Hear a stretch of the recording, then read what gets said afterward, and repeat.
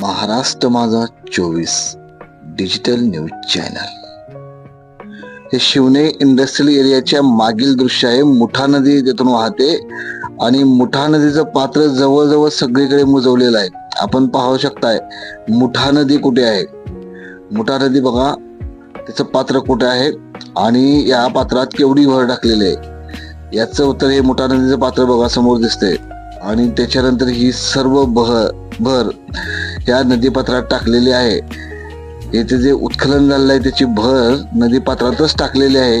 JICA प्रकल्पाचं उत्खनन इथं चालू आहे, काम चालू आहे आणि सर्व भर इथे दिसत आहे. बघा पात्र कुठं आहे आणि हे पात्र जवळजवळ मुजवलेलं आहे. इथं एवढंच पात्र शिल्लक ठेवलेलं आहे. पावसाळा तोंडावरती आहे.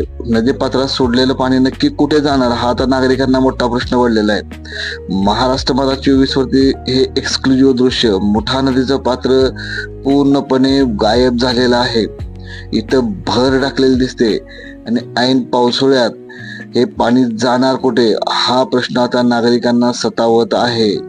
हिंदुस्थान बेकरीकडून खाली येणारा जो रोड आहे, जो मुठा नदी पात्रात येतो, त्या ठिकाणचे हे दृश्य आहे.